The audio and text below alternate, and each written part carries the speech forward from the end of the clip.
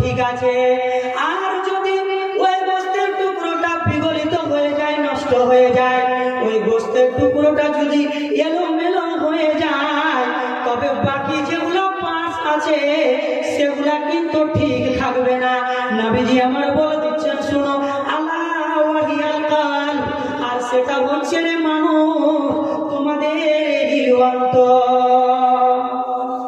দুটি হাদিস রাসূলুল্লাহ সাল্লাল্লাহু আলাইহি সাল্লাম মানুষকে এই তাকওয়ার ব্যাপারে একেবারে উদ্বুদ্ধ করেছেন, মানুষকে সেই দিকে কি করেছেন, মানুষকে আকৃষ্ট করেছেন, মানুষকে টেনেছে এবং বলেছেন, মানুষ তোমরা যদি আল্লাহর কাছে পরকালে যদি লাভবান হতে চাও, তাহলে তোমরা তাকওয়াবান হয়ে যাও, তোমরা তাকওয়াশীল হয়ে যাও।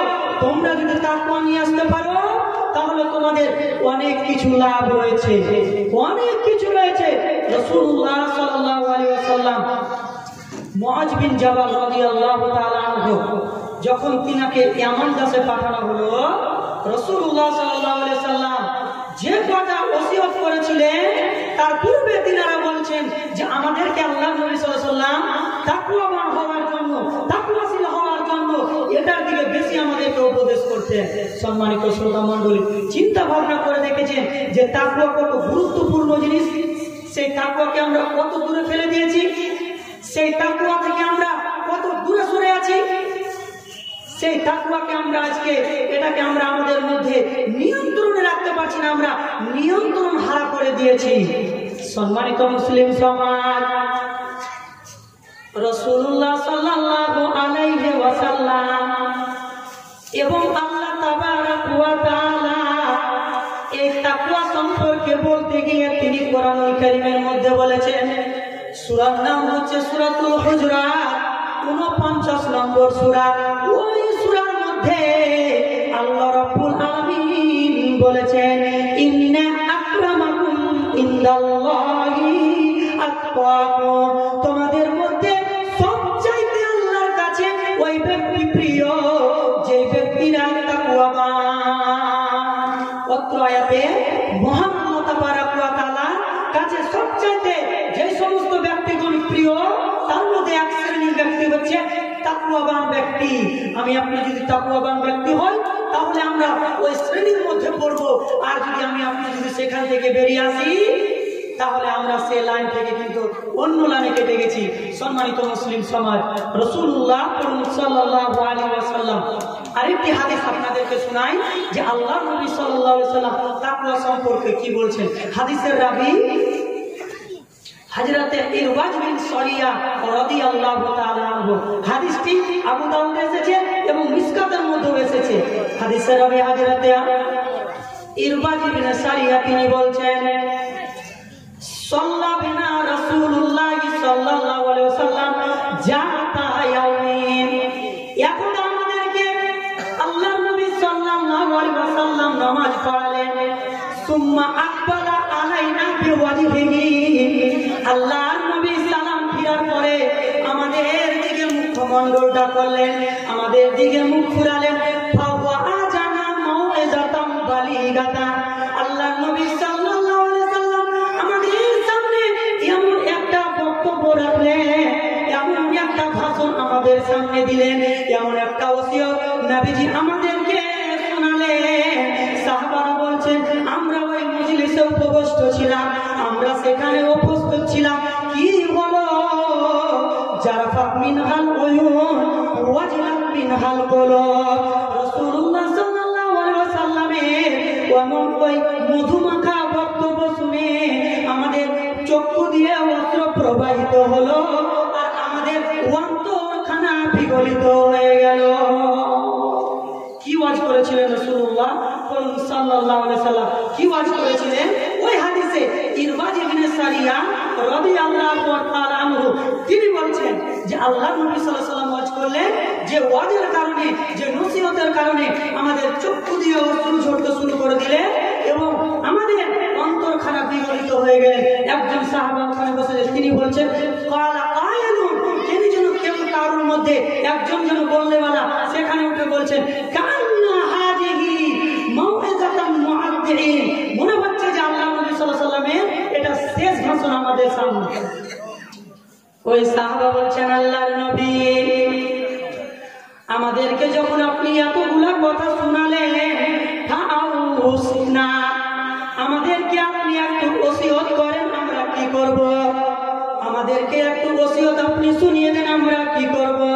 ইরবাদ ইবনে সারিয়া রাদিয়াল্লাহু তাআলা আনহু তিনি বলছেন, যখন ওই সাহাবা এরকম বললেন, আমার নবী সাল্লাল্লাহু আলাইহি ওয়াসাল্লাম তখন বললেন, ফাতাকুল্লাহ, তোমরা আল্লাহ ভীতি হয়ে যাও, তোমাদের মধ্যে তাকওয়াকে তোমরা টেনে নিয়ে এসো। লম্বা হাদিস, অনেক লম্বা হাদিস। হাদিসের শেষের আকারে রাসূল আকরাম সাল্লাল্লাহু আলাইহি ওয়াসাল্লাম তিনি বলছেন যে এক পর্যায়ে আমাদেরকে আল্লাহর নবী সাল্লাল্লাহু আলাইহি ওয়াসাল্লাম বলেন, সাহাবা তোমরা শুনে রাখো, আমি চলে যাওয়ার পরে তোমরা যখন বেঁচে থাকবা তখন তোমরা কি দেখতে পারবেন? তোমরা তোমাদের সমাজে, তোমরা তোমাদের দেশে তোমরা বিভিন্ন রকমের মতানৈক্য দেখতে পাবা। রাসূলুল্লাহ সাল্লাল্লাহু আলাইহি ওয়াসাল্লাম ওই হাদিসে বলছেন ওই সাহাবাদেরকে যে তোমরা যদি বেঁচে থাকো, আমার চলে যাওয়ার পরে তোমরা দেখবে সমাজে অনেক মতানৈক্য সৃষ্টি হবে, এবং তোমরা শুনে রাখো তখন তোমরা কি করবা? আলাইকুম বিসুন্নতি ওয়া সুন্নাতিল খুলাফায়ে রাশিদিন আল মাহদিয়িন। শুনে রাখো আমার সাহাবা, তোমরা আমার সুন্নাত এবং আমার ছেড়ে যাওয়া সুন্নাত, আমার খুলাফায়ে রাশিদিনের চারটি যে সুন্নাতের যুগ রয়েছে তাদের সুন্নাতকে তোমরা কি করবা? আঁকড়ে ধরবা। রাসূলুল্লাহ সাল্লাল্লাহু আলাইহি ওয়াসাল্লাম এমন ভাবে বলেছেন যে এই নারীর দাঁত যেমন শক্ত করে কোন জিনিস ধরলে যেমন মানুষ সহজে ছিঁড়াতে পারবে না, এবার রাসূলুল্লাহ সাল্লাল্লাহু আলাইহি ওয়াসাল্লাম ঠিক ওই কথা বলেছে, তোমরা আমার সুন্নাতকে এবং আমার খুলাফায়ে রাশিদিনের সুন্নাতকে ঠিক ওই মারির দাঁত দিয়ে একেবারে শক্ত করে ধরে থাকবা। সম্মানিত মুসলিম সমাজ, হাদিসটি আবু দাউদে এসেছে। এই হাদিসের যেটা বিশেষ অংশ সেটা হচ্ছে যে সাহাবা বলেন, আল্লাহর নবী ফাআউসিনা, আমাদেরকে একটু ওসিয়ত করেন, আমরা কি করব? আল্লাহ রাসূল সাল্লাল্লাহু আলাইহি ওয়াসাল্লাম কিন্তু বললেন তোমরা নামাজ পড়বা, বললেন না তোমরা হজ করবা। এই হাদিসে রাসূলুল্লাহ সাল্লাল্লাহু আলাইহি ওয়াসাল্লাম বলে তোমরা তাকওয়াবান হয়ে যাও। সম্মানিত মুসলিম সমাজ, তার মানে অত্র হাদিসে রাসূলুল্লাহ সাল্লাল্লাহু আলাইহি ওয়াসাল্লাম তাকওয়াশীল হওয়ার জন্য সাহাবাদেরকে কি করলেন? ওসিয়ত করলেন। আরেকটি হাদিস আপনাদের সম্মুখে উপস্থাপন করা হোক। রাসূলুল্লাহ সাল্লাল্লাহু আলাইহি ওয়াসাল্লাম তিনার মেয়ে ফাতিমা রাদিয়াল্লাহু তাআলা আনহা, হাদিসটি অনেক লম্বা। আম্মা জান আয়েশা রাদিয়াল্লাহু তাআলা আনহা হাদিস বর্ণনাকারী, তিনি বলছেন যে একদা আমরা রাসূলুল্লাহ সাল্লাল্লাহু আলাইহি ওয়াসাল্লামের সমস্ত স্ত্রীগণ ওখানে আমরা একত্রিত হয়ে বসে আছি। ফাতিমা বাড়ির ভিতরে প্রবেশ করলেন। আম্মা জান আয়েশা বলেন রাদিয়াল্লাহু তাআলা আনহা, তিনি বলেন ফাতিমা চলার সঙ্গে রাসূলুল্লাহ সাল্লাল্লাহু আলাইহি ওয়াসাল্লামের চলার ভঙ্গিমা, অর্থাৎ বাবা যেমন করে চলে ঠিক আমরা অনুভব করলাম যে বাবার চলনের সাথে মেয়ের চলাফেরার কিছুটা মিল রয়েছে। আম্মা জান আয়েশা হাদিস বর্ণনাকারী, তিনি বলছেন এক পর্যায়ে আল্লাহর নবী সাল্লাল্লাহু আলাইহি ওয়াসাল্লাম ফাতিমার কানে কানে যেন কি বললেন, হযরতে ফাতিমা রাদিয়াল্লাহু তাআলা আনহা এক পর্যায়ে যেন কেঁদে উঠলেন।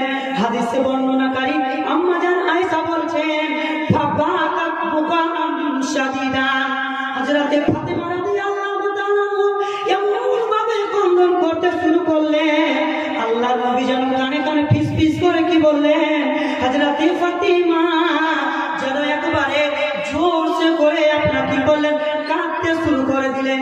এখানে এসে সাদিক শব্দ, বন্ধুরে আমার, যখন কোনো মানুষ যখন কোনো কাজ একটু যখন জোর করে করার চেষ্টা করে তখন মূলত এই সমস্ত শব্দ ব্যবহার হয়। আর হাদিসে আল্লাহর নবী সাল্লাল্লাহু আলাইহি ওয়াসাল্লাম বলেছেন ফাবাকাত বুকাআন শাদীদান, কি যে বললেন হযরতে ফাতিমা রাদিয়াল্লাহু তাআলা আনহা একবারে কাঁদতে শুরু করে দিলেন।